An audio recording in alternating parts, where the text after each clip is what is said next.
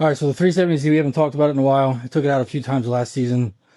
A couple quirks needed to get changed on it, so I just got done doing a few upgrades since I got here the last couple days. So I just took out the 3.3 diff.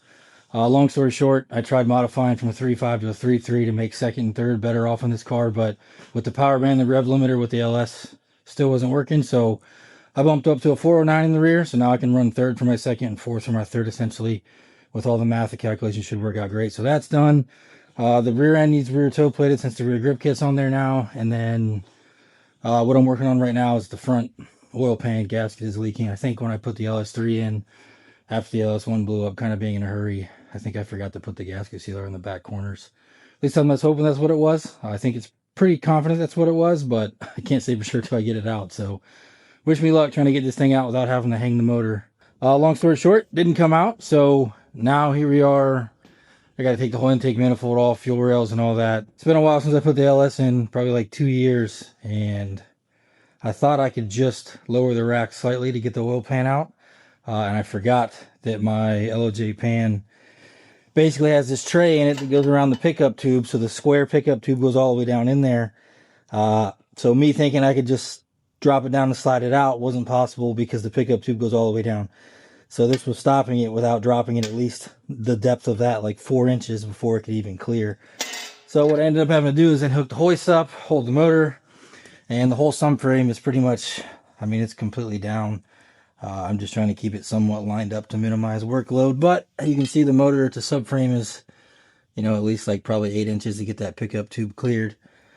And then I just took this tray out so I could get it the rest of the way out without having to go any lower, so it's a little easier to line up. But now I got to clean the block off, reseat the gasket, put it back up in there. I went ahead and redid my AN lines while I was at it, just to be safe and make sure none of them were leaking. So both lines for the feed and the cooler on the return side on the pan are good to go. The pan's cleaned. I just need to wipe it out and then, what's up, buddy? And then start reassembly, and hopefully that's all it was. All right, end of day 2. Finally got this thing back in.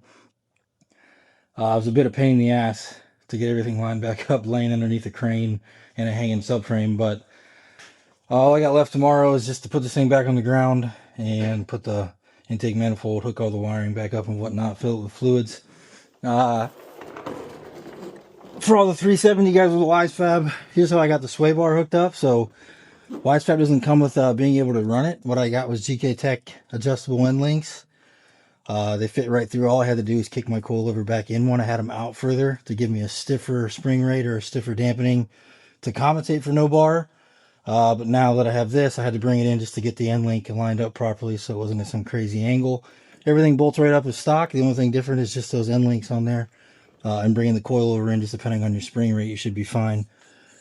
And I don't know what was worse, was getting the pan back in underneath everything or getting the WiseFab rack lined back up, because once you take all these bolts out, all these right here, once those come out, this thing likes to shift, and there was no weight on it, so it took me like an hour just to knock this around once I got the rack back into it, trying to get it shifted to be able to get this line back up and bolted back to the brace and get the power steering rack back in.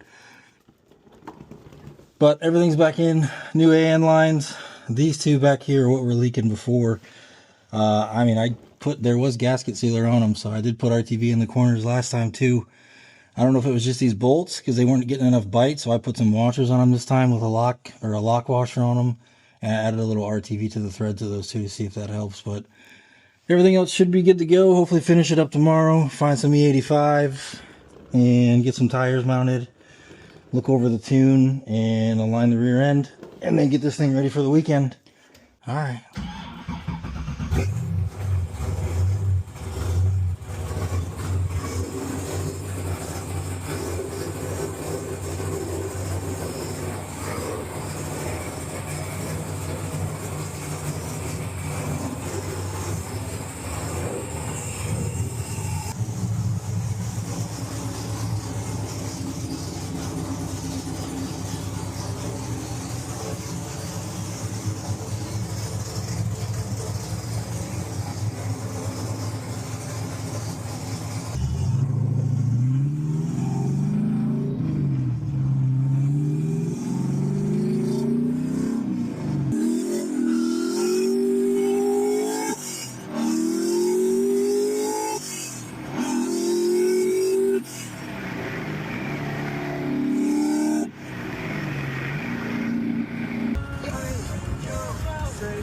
Yeah, let me see. I got mine's like 80. So what? Mine's like 83. What's your wheel speed at third gear? Mine now? Probably like 70 something. Remember, I changed. My third is now my second. Okay, well, it might be cool. I might be the most disadvantaged. Yeah.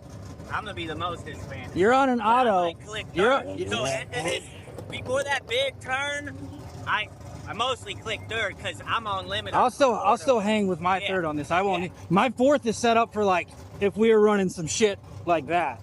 Okay. So I should never need fourth, unless we done fucked up somewhere. Yeah.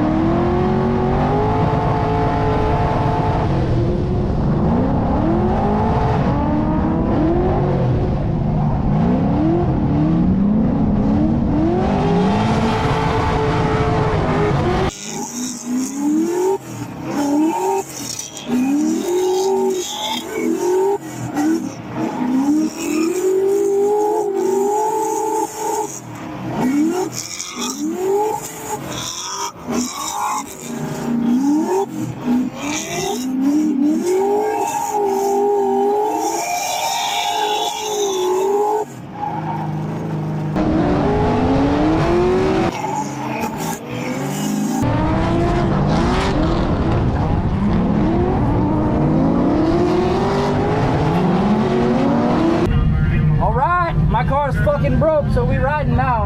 I ain't rode with this dude since like this track 6 years ago.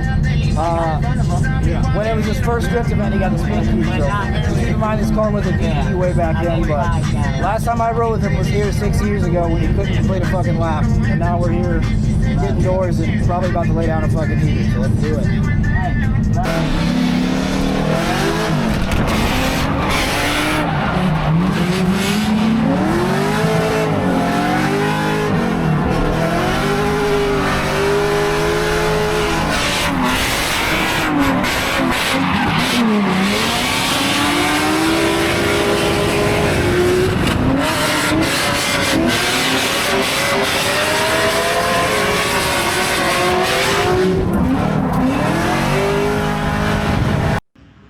that's it for today, boys. We're loaded up. I did one run on the new layout with fresh tires, and the rear left axle finally gave out. I don't know what it is. I think it's something to do with the GK Tech brake kit. It's still binding up my axles, but we'll fix it and come back better. A little damage from old Drewski here. All right, so we'll do a real quick lessons learned from this event. So as far as the oil leak, it is gone. As far as I could see, nothing's on the garage floor. I didn't see anything on the dirt while I was there. So the gasket did work out. Everything is sealed back up.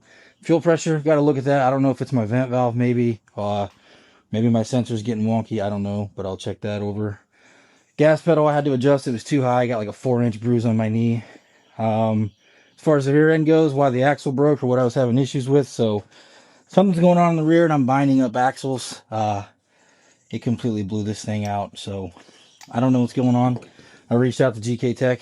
I think I'm just going to take off the anti-squat kit and just leave the arms, but I have the full GK Tech rear kit on here, so uppers, all their arms, and then the anti-squat adapter, which I think I'm going to take off. That's the only thing I can think that's binding. I'm going to take the coilover off and cycle it through with an axle on the other side and kind of see what's happening, but that thing's binding up pretty bad to shear off and split the casing like that.